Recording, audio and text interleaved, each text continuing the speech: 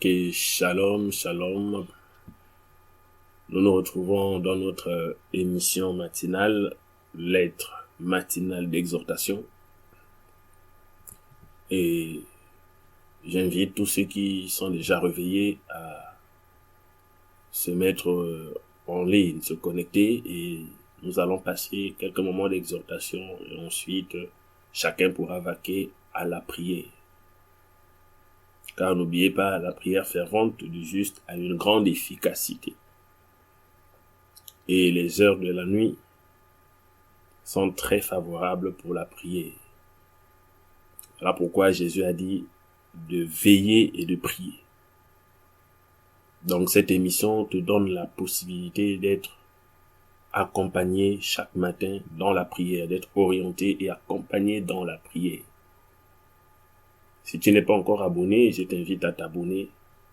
Si tu as des insomnies, voici une émission qui te permet d'avoir de la compagnie et d'être orienté pour la prière. Ce matin, nous allons prendre un thème assez simple pour notre exhortation. Allons-y dans le livre de Jean, chapitre 15, verset 1er. Nous allons aborder la notion un menteur qui dit vrai. C'est un thème un peu contradictoire, mais nous allons tout de suite comprendre pourquoi. Vous devez savoir que de la même manière, nous avons déjà eu beaucoup de numéros, de lettres matinales dans lesquelles nous avons insisté sur les enseignements que Jésus lui-même a donnés à ses disciples. Nous avons insisté sur l'un des enseignements clés. Quand Jésus parle du sel de la terre, il dit « Vous êtes le sel de la terre » dans Matthieu chapitre 5, verset 13. Vous êtes au sel de la terre. Mais si le sel perd sa saveur, avec quoi la lui rendra-t-on? Nous sommes le sel de la terre. Ce qui fait de nous le sel de la terre, c'est ce que nous sommes en réalité, c'est la nature que le Seigneur met en nous. Sinon, sans la nature de Christ en nous, nous ne pouvons pas être le sel de la terre. Et il est important d'avoir toujours les enseignements du Seigneur Jésus dans l'esprit. Ces enseignements doivent être activés constamment. Ces enseignements doivent être activés constamment. Voilà pourquoi nous faisons cette série d'enseignements. Et nous exhortons tous ceux qui ont la possibilité de se connecter à ces enseignements, de le faire et de partager également à ceux qui n'ont pas encore découvert cette émission afin que eux aussi bénéficient de ce travail de prière et d'exhortation matinale. Donc le Seigneur vous bénisse encore pour avoir été présent. Alors nous abordons, je disais, le thème un menteur qui dit vrai. Dans le livre de 1 Jean au chapitre 15, dans le livre de Jean, chapitre 15, la Bible dit, c'est Jésus qui parle, je suis le vrai cep. C'est une étude que nous avons déjà vue. Jésus est le cep. Il est la branche. Il est le tronc principal d'un arbre. Il est le tronc d'un arbre. Et nous sommes les sarments. Donc nous sommes l'image des branches qui sont attachées à ce tronc. Et nous devons savoir également que ce n'est pas le tronc qui donne des fruits, mais ce sont les branches qui portent des fruits. Le tronc alimente les branches et les branches produisent des fruits. Voilà pourquoi dans le livre de Jean, au chapitre 15, Jésus dit « Je suis le vrai cep et mon Père est le vigneron. Tout sarment qui est en moi et qui ne porte pas de fruits, il le retranche. Et tout sarment qui porte du fruit, il l'émonde, afin qu'il porte encore plus de fruits. » Nous sommes des sarments, nous sommes des branches, et c'est nous qui sommes appelés à porter des fruits. Le Seigneur ne peut plus venir porter les fruits à notre place, et il est le tronc d'ailleurs. Donc, il y a des fruits qu'il ne peut pas porter, parce que il doit nous alimenter pour que nous puissions les porter.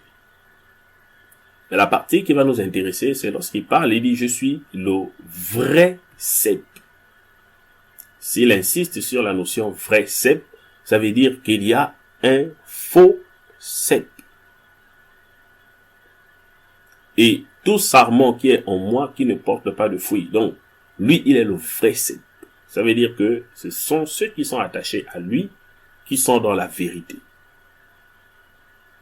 Tu peux être attaché au Seigneur, tu peux être chrétien, ça veut dire que tu es dans la vérité, mais ne pas porter du fruit. Tu peux être chrétien, mais ne pas porter du fruit.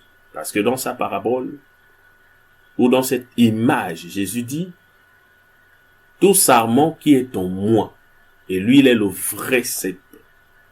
Donc tout sarment qui est attaché au Seigneur, qui est dans la vérité, mais qui ne porte pas de fruit, il le retranche. Donc le fait d'être en Christ, le fait de savoir que tu es déjà sauvé, te positionne dans cette image comme étant un sarment, une branche, mais qui peut ne pas porter du fruit. Donc être en Christ et ne pas porter du fruit, c'est deux choses bien différentes. Porter du fruit, c'est une autre chose. Être en Christ, c'est une autre chose. Mais avant de porter du fruit, il faut d'abord être en Christ. N'oubliez pas, nous avons vu qu'il n'y avait que deux religions sur la terre. Parce qu'il n'y a que deux ceps. Jésus dit, je suis le vrai cep. Ça veut dire qu'il y a un faux cep. Ça fait exactement deux arbres. Dans notre série d'enseignements, nous avons introduit la dualité dès le départ. Donc, il n'y a que deux arbres. Et ces deux arbres sont en confrontation. Lui, il est le vrai, l'autre est le faux cep. Ceux qui sont attachés au faux cep, c'est une autre affaire. Ceux qui sont attachés au diable, ceux-là ne connaissent pas encore la vie qui est en Christ. Ceux qui sont attachés au faux cep ont besoin de se détacher, nous l'avons déjà vu, de ce faux cep, d'être vidés de la sève qui coule, qui alimente leurs pensées et leurs actions. Parce que la branche doit se vider de la mauvaise sève avant d'être attachée au vrai cep. Mais nous qui sommes en Christ, nous sommes déjà attachés au vrai cep. Et si nous sommes attachés au vrai cep, la question c'est, est-ce que nous portons du fruit?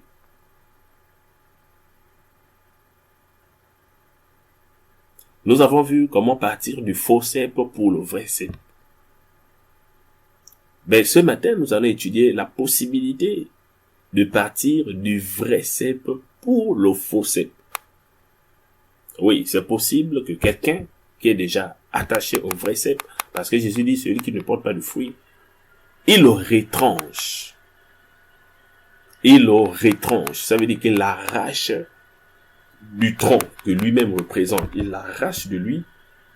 En d'autres termes, il le jette. La même parabole qui dit, si le sel perd sa saveur, il ne sert qu'à être jeté dehors. Dans l'expression jeter, retrancher, Jésus l'a utilisé à plusieurs reprises. Nous avons ces deux images. Le sel qui perd la saveur, qui est rejeté, qui est jeté au dehors, et la branche, le sarment qui ne porte pas de fruit, qui est retranché également. Le principe du retranchement existe. Le Seigneur peut retirer quelqu'un de lui. Parce que c'est lui qui attire, c'est lui également qui peut retirer. À partir de ce moment, c'est le faux cep qui est susceptible d'accueillir un sarment qui a été rejeté par le vrai cep. Le faux cep est bien préparé et il est disposé à recevoir tous les sarments qui sont rejetés par le vrai cep.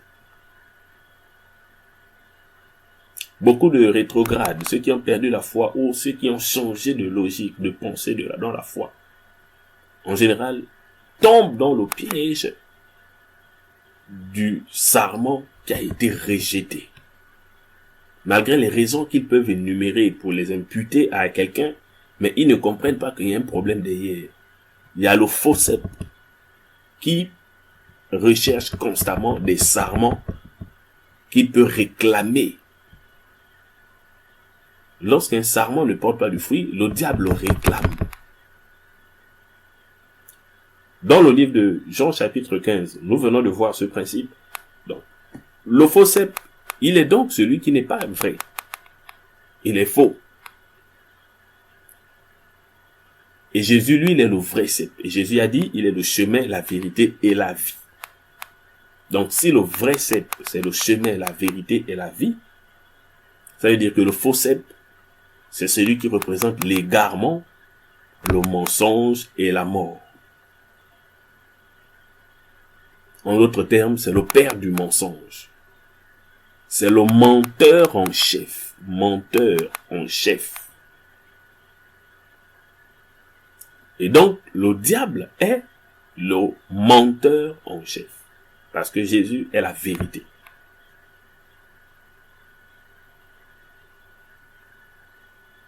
Comment être retiré du vrai cep pour se retrouver sur le faux cep? Et je fais cette exhortation pour nous préparer à éviter de tomber dans ce piège. Pour exhorter quelqu'un qui est déjà sur le point de tomber dans ce piège, qui est déjà en train de se refroidir dans sa manière de chercher Dieu, dans sa manière de servir le Seigneur. Celui qui est en train de baisser, c'est-à-dire il ne produit plus assez de fruits comme auparavant. Celui qui se sont trahis ou repoussés, même au milieu des frères, et n'arrive plus à produire du fruit comme il le faut. Sache que tout cela fait partie de la stratégie du faux cep, dans son principe de sélection, sinon de ravitaillement de branches. Ne te laisse pas réclamer. Dans le livre de Jean, au chapitre 14,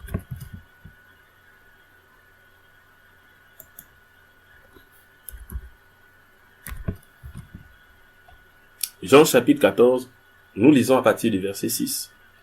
La Bible dit ceci. Jésus lui dit, je suis le chemin, la vérité et la vie. Nul ne vient au Père que par moi. Nul ne vient au Père que par moi. Lui, il est le chemin, la vérité et la vie.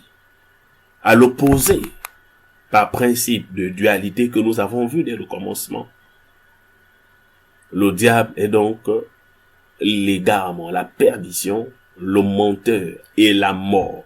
C'est-à-dire que quiconque se laisse séduire par le diable, quiconque se laisse séduire par le diable, peu importe les raisonnements, il accepte de se perdre, de s'égarer. Il accepte la vérité qui sort de la bouche d'un menteur. En d'autres termes, il apprécie le mensonge déguisé en vérité. Et enfin, il accepte la condition de mort qui va lui tomber dessus, ou qui est déjà certainement tombé dessus. La mort spirituelle. Nous allons étudier certainement ce principe dans un prochain numéro des lettres matinales. Lui, il est la perdition. Il est le mensonge et il est la mort, le diable. Et il a fait ce travail dès le commencement, nous l'avons déjà vu, lorsqu'il a eu sa conversation avec Ève. Il a fait ce travail avec Ève dans le jardin. Et vous vous souvenez que la stratégie qu'il a utilisée, c'est une des stratégies qu'il continue d'utiliser jusqu'à ce jour. Dans le livre de Genèse au chapitre 3, le diable va tendre la vérité à Ève. Lorsqu'un menteur veut te séduire, parce que là maintenant, c'est ça la question du jour. Comment un menteur peut dire la vérité? Comment il peut dire vrai sans dire la vérité? Quelqu'un peut dire vrai sans vous dire la vérité. Quand un menteur se décide à dire vrai sans dire la vérité, il faut savoir quelles sont les étapes pour identifier. Pour se rendre compte que là, j'ai en face de moi un danger, un faux sceptre qui veut m'attacher. Dans le livre de Genèse, au chapitre 3, nous lisons le verset 5, la Bible dit, au verset 4, la Bible dit, alors le serpent dit à la femme, vous ne mourrez point. Alors le serpent dit à la femme, vous ne mourrez point. Il faut savoir qu'à chaque saison, quelqu'un peut vous aborder. À chaque saison, une pensée peut vous traverser. À chaque saison, un enseignement peut vous troubler. À chaque saison, une logique peut ébranler, peut commencer à combattre votre foi. À chaque saison, une communauté peut vous mettre mal à l'aise. C'est-à-dire, à chaque saison de la vie, à chaque étape, il y a une situation nouvelle qui peut se présenter à toi. Une pensée nouvelle. Une personne qui vient avec une nouvelle. Ça, on ne peut pas l'empêcher parce qu'on en a besoin. La rencontre entre Ève et le serpent, peut-être qu'elle aurait pu être évitée, mais à ce moment précis où nous parlons, elle a déjà lieu. Il y a des choses que tu peux peut-être pas éviter. Tu te retrouves à l'intérieur. C'est déjà là, le fait. Tu es dans le fait accompli. Mais l'issue de la rencontre ne dépend que de ta sagesse et de la manière d'utiliser le renouvellement de l'intelligence dont la Bible parle. Parce que Ève n'est pas la seule à faire cette rencontre. Dans le livre de Matthieu, au chapitre 4, Jésus aussi va rencontrer un tentateur. Ils vont se croiser, sinon il va être conduit au désert. Donc, il y a des rencontres qu'on ne peut pas éviter. Lorsque cette rencontre est déjà produite, l'issue dépend de ce que tu vas faire. Et ce que tu vas dire, principalement. Le diable lorsqu'il vient pour te séduire, tous les menteurs, parce que le diable, lui, n'est que le père du mensonge. Mais il n'est plus le seul menteur. Il a engendré beaucoup de menteurs. Le mensonge est presque l'un des ingrédients les plus partagés aujourd'hui parmi les hommes. Sur la terre, je ne suis pas sûr que les gens réussissent à s'en sortir à tout moment sans utiliser le mensonge. Donc, le mensonge, c'est une vérité qui vous sera tendue presque à tout moment. Elle aura l'aspect d'une vérité. Ou il aura l'aspect d'une vérité, le mensonge.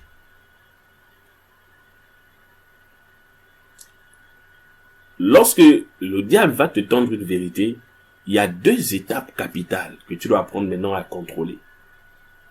Comment sélectionner, comment savoir si tu n'es pas en train d'être arraché du vrai tronc.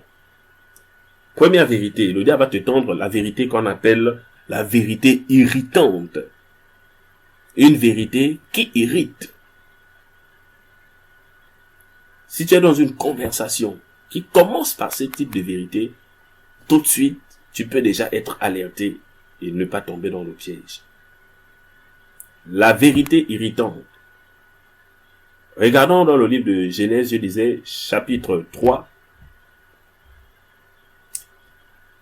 au verset 5, la Bible dit, mais Dieu sait. Le diable dit au verset 4, lui d'abord, vous ne mourrez point. Alors le serpent dit à la femme, vous ne mourrez point. Lorsqu'il dit à la femme, vous ne mourrez point, il lui dit quasiment le contraire de ce que Dieu lui avait déjà dit. Vous ne mourrez point, et la femme va continuer la conversation. Alors, je suis sûr que lorsqu'il dit vous ne mourrez point, il a dû lui donner d'abord des paroles qui devaient l'irriter, en fait, qui devaient faire appel à son orgueil. Nous avons le même type de conversation. N'oubliez pas que c'est le même type de conversation qui s'est produit avec Jésus également dans le désert. La même conversation que Jésus a eue, que le diable a eue avec Ève, c'est quasiment la même conversation que le diable a eue avec Jésus. Lorsque Jésus se retrouve au désert, le diable vient pour le tenter de la même manière. Et dans cette tentation, vous allez constater que le diable utilise les mêmes ingrédients de vérité irritante. Il commence à poser la question à Jésus. Il dit, si tu es fils de Dieu. Il dit à Jésus, si tu es fils de Dieu. Ici, il a dû dire à Ève, si vous êtes vraiment la créature de Dieu, les enfants de Dieu, vous êtes les représentants de Dieu sur la terre. Est-ce que Dieu a réellement dit que vous ne mangerez point?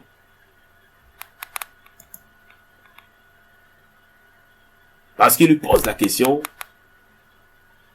est-ce que Dieu a-t-il réellement dit, lorsque vous êtes au verset 2, est-ce que Dieu a-t-il réellement dit, nous mangeons des fruits des arbres du jardin?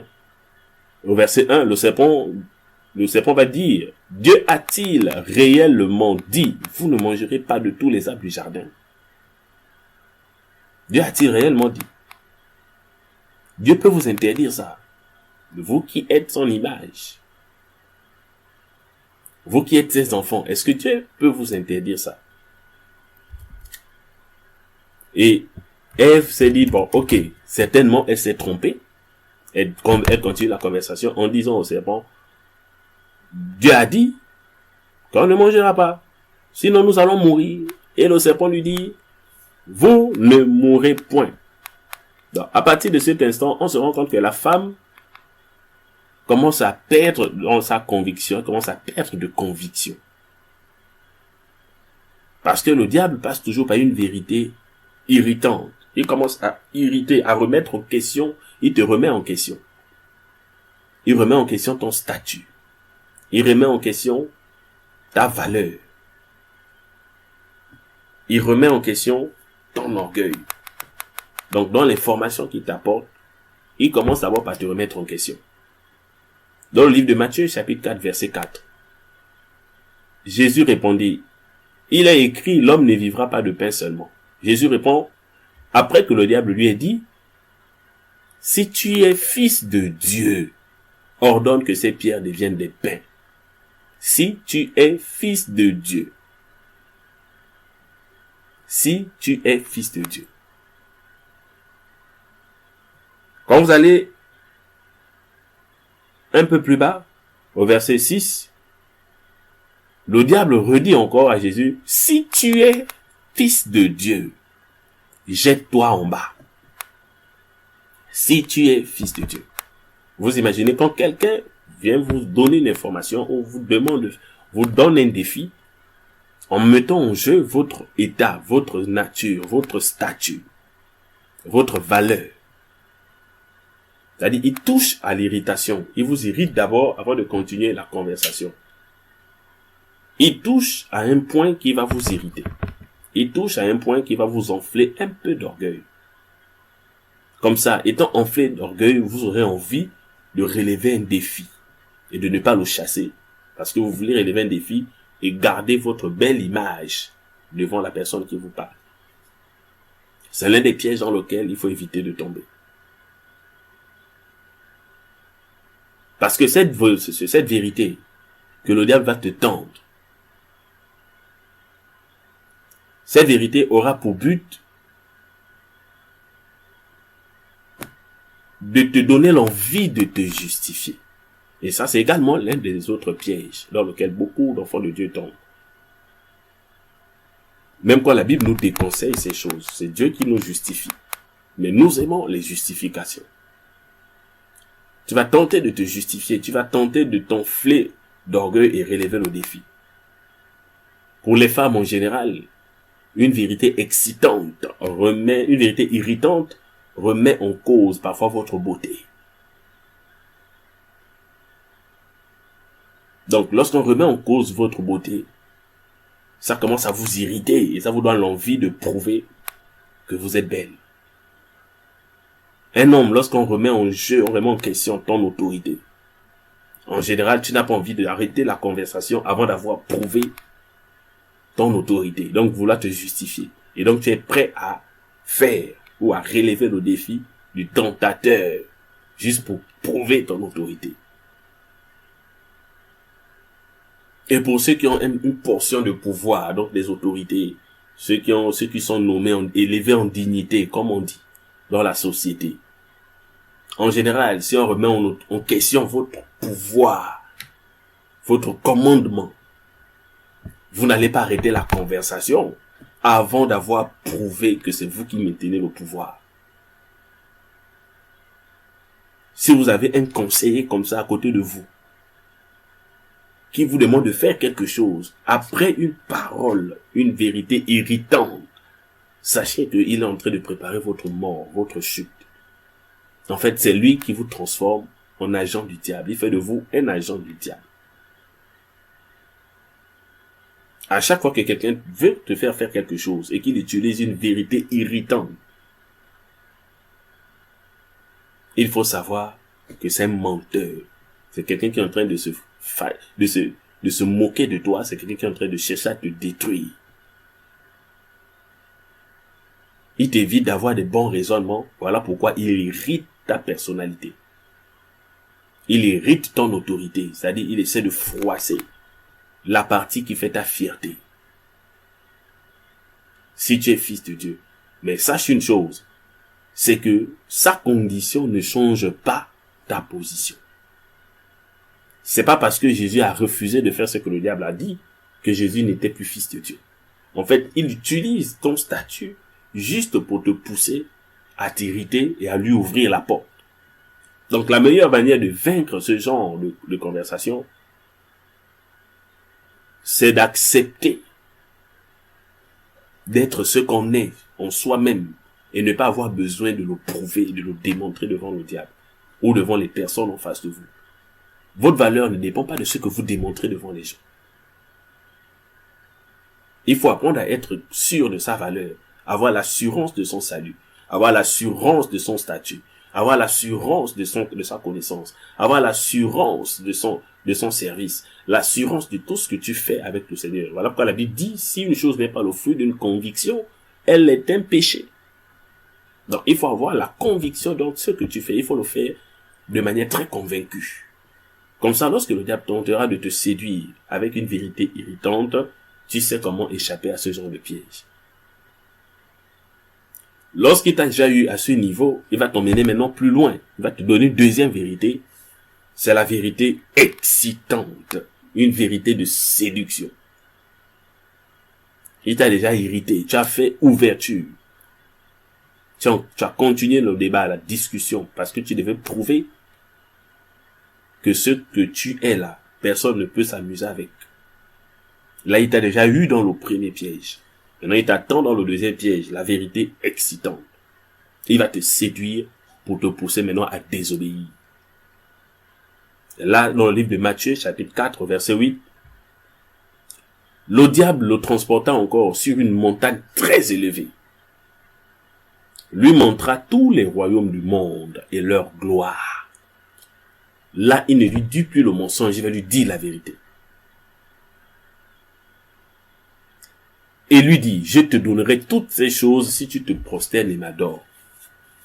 Je te donnerai toutes ces choses si tu te prosternes et m'adores. Là, le diable, de manière désespérée, vient dire une vérité à Jésus, vient donner à Jésus une vérité excitante. Il vient le séduire par des biens, c'est-à-dire par tout ce qu'il y a de plus grand sur la terre pour les hommes. Pour les hommes, c'est de dominer sur tous les royaumes. D'être un chef, d'être élevé en dignité, d'être craint. Le diable lui fait la proposition. Et vous allez voir qu'avec Ève, c'est la même chose que le diable a fait. Au verset 5 de Genèse 3, mais Dieu sait que le jour où vous en mangerez, là le diable dit, non, vous ne mourrez point. Vous ne mourrez point. Il a déjà réussi à les irriter. Il a irrité Ève. Mais après, il lui dit, Dieu sait, le jour où vous en mangerez, vos yeux s'ouvriront. Ce qui n'est pas faux. Vos yeux s'ouvriront. Et vous serez comme des dieux, connaissant le bien et le mal. Il t'annonce quelque chose dont tu n'as jamais entendu parler. Ouais. C'est une nouvelle. C'est une nouvelle. Elle ne sait pas encore si elle est bonne ou mauvaise, mais c'est une nouvelle. Elle n'a jamais entendu parler de ça. Le diable lui tend cette vérité gratuitement. Parce que là, il est maintenant dans la deuxième phase. C'est une vérité excitante. La vérité excitante va te donner le goût de céder à la séduction. Et vous savez ce qui s'est passé. La femme vit que l'arbre était bon à manger. Ouais, elle s'est arrêtée, elle a réfléchi. Elle a regardé la couleur. Elle a regardé la grosseur. Elle a regardé la nature. C'est-à-dire ce fruit-là, peu importe l'aspect qu'il avait, physique ou invisible, en tout cas, c'était un fruit que eux y voyaient. C'était un fruit que leurs yeux, qu'ils avaient à ce moment, qui était encore fermé selon la volonté de Dieu, c'est un fruit que ces yeux-là pouvaient voir. Peut-être que nous, aujourd'hui, ne pouvons pas le voir, mais ce fruit, eux, ils pouvaient le voir. Et la femme vit qu'il était bon à manger et agréable à la vue. Il était même précieux pour ouvrir l'intelligence. Et là, on parlera un autre jour des deux intelligences. Parce que la Bible nous parle du renouvellement de l'intelligence. Mais ici, le fruit, la femme voit l'ouverture de l'intelligence. Vous voyez que les deux fruits là, depuis la dualité du jardin, ont un problème. Ils visent les mêmes objectifs. La vérité excitante ou la séduction, c'est l'étape fatale. Lorsque le diable veut t'arracher du vrai tronc, il veut t'arracher du vrai cep. Quand il a fini avec la vérité irritante, tu l'as pas chassé là-bas. Il t'emmène à la vérité excitante, tu ne le chasses pas. Tu es mort. C'est-à-dire, tu es mort, tu tombes dans le péché. Tu tombes dans la désobéissance. En tout cas, tu t'arraches du vrai tronc. Tu te détaches toi-même. Parce que là, personne ne t'arrache. Là, personne ne t'arrache. Tu te détaches.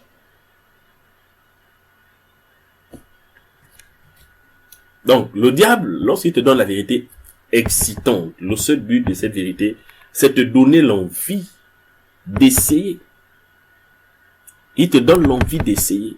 Quand un séducteur arrive vers toi, il va te donner des paroles qui te donnent l'envie d'essayer ce qu'il te propose.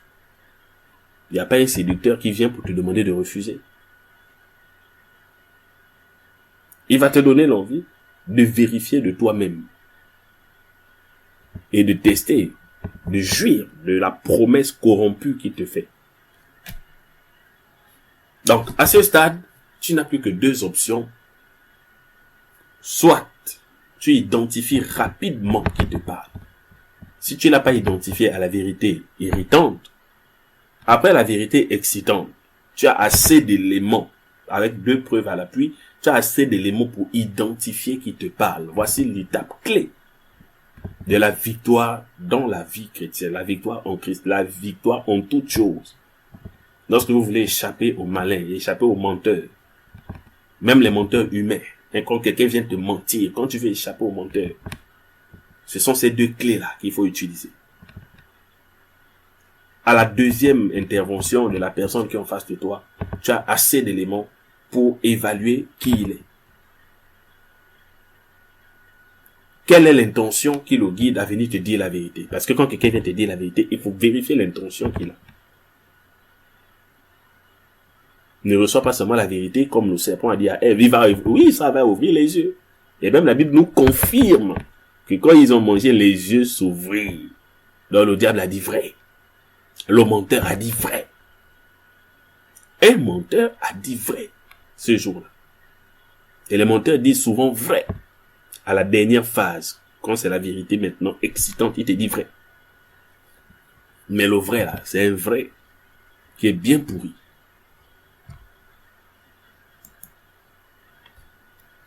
Donc je disais, à ce stade, tu n'as plus que deux options.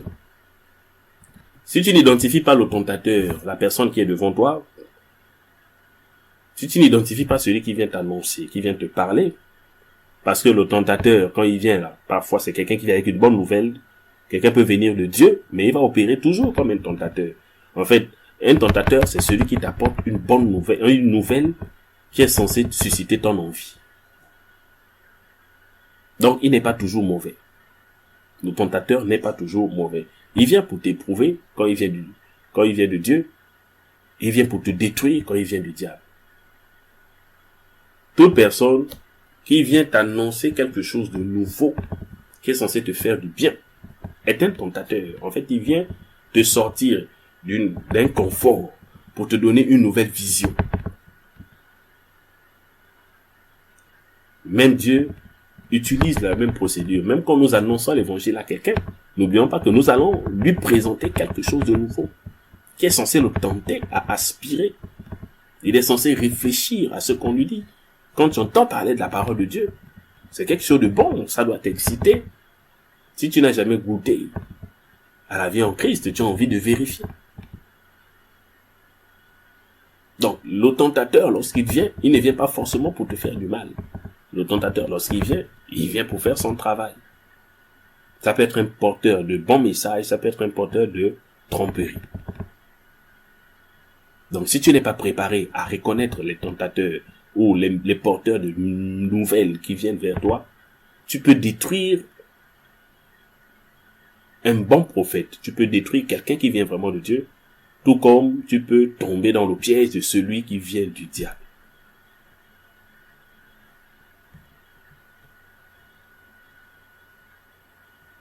Donc, vous devez savoir que lorsque quelque chose de nouveau vient vers vous, ce n'est pas forcément le diable.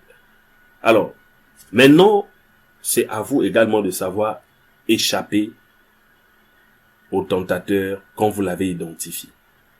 Dans le livre de Matthieu, on a dit au chapitre 4, regardons le verset 10. Lorsqu'on arrive au verset 10, il y a un mystère. Jésus lui dit, retire-toi, Satan. Retire-toi, Satan. Car il est écrit, tu adoreras le Seigneur ton Dieu et tu le serviras lui seul. Ici, Jésus prononce un nouveau nom. Quand le chapitre a commencé, au verset 3, on nous a dit, le tentateur s'étant approché. On nous a parlé d'un tentateur. Donc, quelqu'un qui vient pour une conversation, pour te parler ou te proposer des choses que tu es censé ne ignorer à la base. Mais après les deux propositions, voire même les trois propositions, parce que le diable a d'abord excité, il a d'abord irrité une fois, irrité deux fois, ça n'a pas marché, il a directement foncé sur l'excitation. Et là, Jésus s'est rendu compte que, toi là, c'est vraiment Satan qui... Mon frère, quand quelqu'un t'a fait deux propositions, trois, tu es censé savoir qui est son nom. Quel est son nom? Tu es censé identifier qui il est. Quel est son nom? Parce que si tu repères, tu reconnais rapidement qui te parle en face. Tu sauras s'il faut le chasser ou il faut continuer à l'écouter. Si tu rates cette étape, sache que tu vas saboter parfois les bonnes nouvelles ou tu vas laisser passer les mauvaises nouvelles. Tu vas tomber dans le piège et le diable va t'arracher, va te détacher du bon tronc. Et si tu sélectionnes ou tu identifies mal à celui qui te parle, tu peux aussi saboter une grâce qui vient de Dieu et repousser un vrai messager. Donc c'est l'étape la plus cruciale. L'étape où il faut examiner qui est le tentateur en face de toi, qui est le messager en face de toi. Est-ce un vrai tentateur ou est-ce un messager de bonnes nouvelles? Le discernement intervient à ce niveau. La maturité intervient à ce niveau. Jésus a dit simplement, retire-toi. Et il a appelé clairement par son nom Satan. Donc, il a appelé par son nom Satan et il a dit, retire-toi. Il a identifié clairement.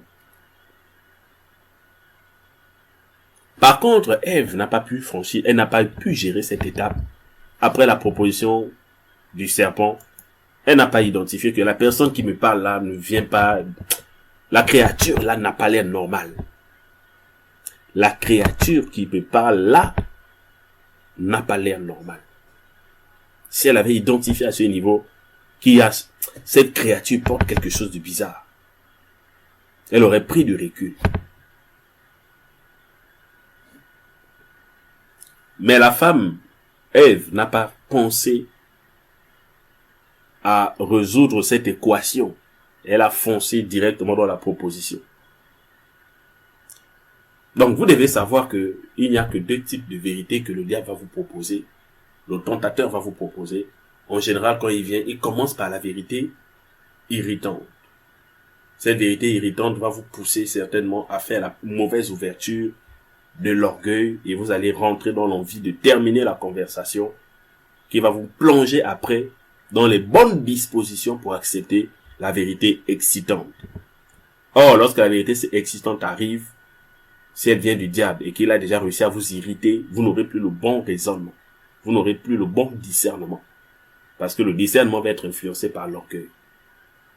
Et quand la vérité excitante est déjà passée, si vous n'identifiez pas rapidement celui qui est en face de vous, vous n'identifiez pas rapidement dans quel but il vous parle, il vous dit la vérité, il vous tend la vérité qui semble vraiment être authentifiée, mais vous ne savez pas dans quel but. À partir de ce moment, vous allez vous mettre à désobéir au Seigneur. Et vous allez commencer à réfléchir comme Ève a fait. Elle a regardé maintenant le fruit. Elle a regardé. La femme vit, elle a regardé le fruit. Car quand tu prends du temps pour penser déjà à quelque chose, quand tu prends déjà du temps pour penser à quelque chose, il faut savoir qu'elle t'a déjà affecté. Tu prends déjà du temps pour penser à quelque chose, une fois, deux fois, tu es déjà affecté. Ça va commencer à modifier même tes habitudes, en fait tes comportements instinctifs. Ça va modifier tes comportements instinctifs. Même la façon de parler du sujet va changer, la façon de marcher quand on est en train de parler, c'est-à-dire même la manière d'agir va commencer à changer. Parce que tu as pris déjà du temps. Ça veut dire que la vérité excitante, la séduction est en train de faire son effet. Et la deuxième chose qu'on doit retenir, c'est que si le tentateur, ou si la personne qui te parle n'est pas vraiment un tentateur, mais un révélateur, c'est-à-dire c'est quelqu'un qui vient avec une vraie révélation de la part de Dieu pour toi. À partir de ce moment, tout ce qu'il va te dire, il faut le prendre comme parole de vérité. Parce que celui qui est vrai ne te dira jamais du mensonge. Jésus lui-même, qui est le vrai cep, ne t'enverra jamais la mauvaise sève. Donc celui qui vient vraiment de Dieu ne te dira jamais le mensonge, même si ce qu'il te dit te déplaît. Il peut te dire quelque chose qui te déplaît. Mais quand tu identifies que la personne te parle de la part de Dieu, le message importe peu. C'est d'abord le messager qui importe. Je répète, le message n'est pas d'abord plus important que le messager. Donc si le messager est de Dieu, peu importe ce qu'il va te dire, cela sera vrai. Même si tu ne comprends rien, même si tu ne comprends pas, même si tu n'apprécies pas, mais ce sera vrai. À l'opposé, si le messager est un tentateur vraiment du diable, à partir de ce moment, tout ce qu'il te dira sera faux. Même s'il est en train de te livrer des vérités, mais elles sont fausses.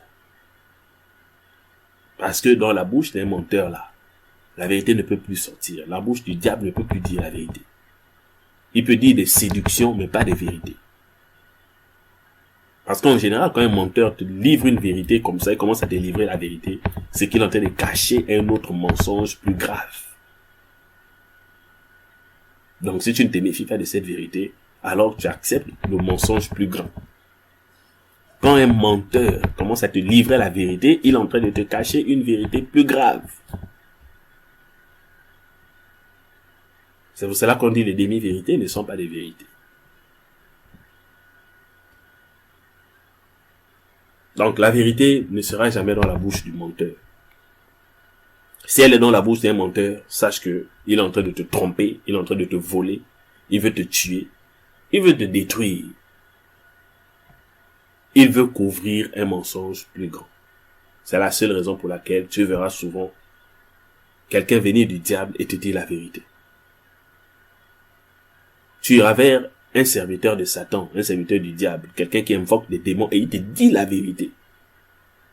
Si tu commences à apprécier leur vérité, c'est que tu aimes les gros mensonges.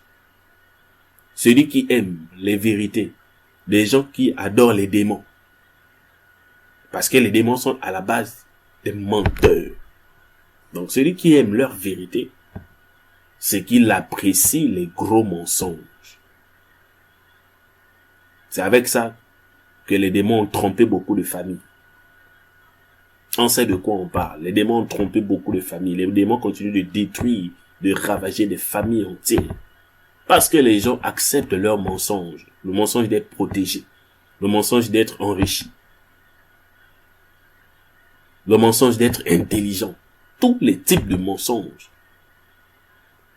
Tous les types de mensonges. Les services qui nous sont promis par des serviteurs du diable, par des démons.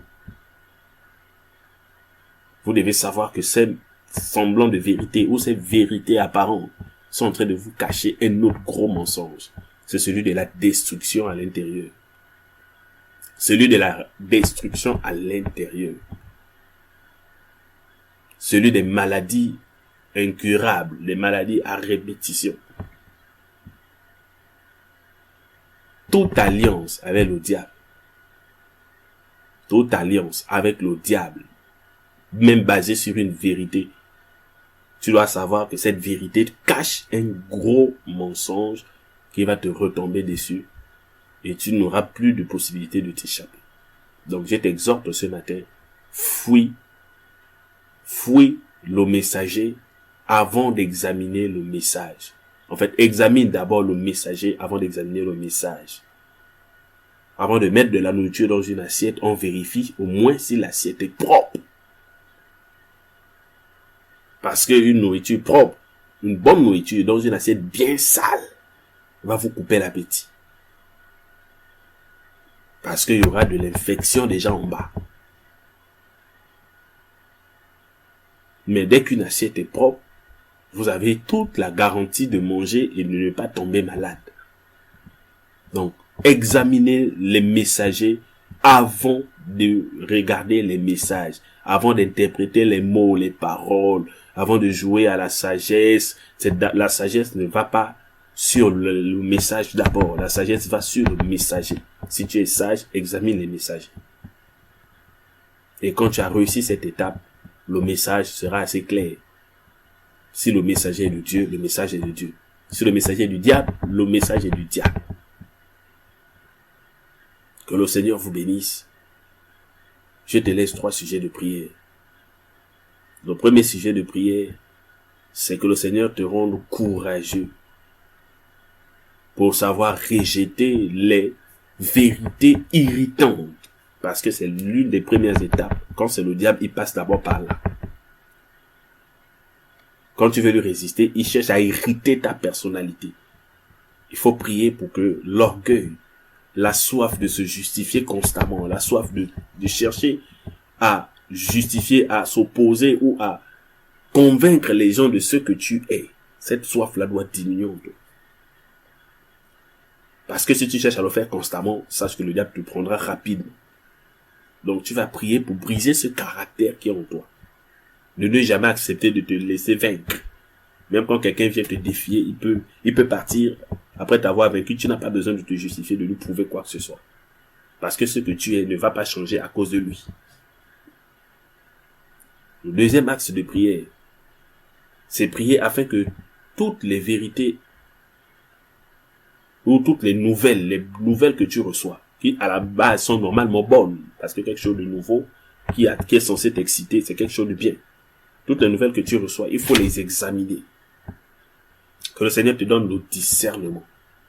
Une intelligence vraiment renouvelée pour savoir sélectionner une vérité qui n'est que un mensonge pour couvrir un gros mensonge. Il faut que le Seigneur te révèle les choses. Lorsque tu reçois quelque chose, il faut que le Seigneur te la révèle. Il faut prier pour que le Seigneur mette la paix dans ton cœur.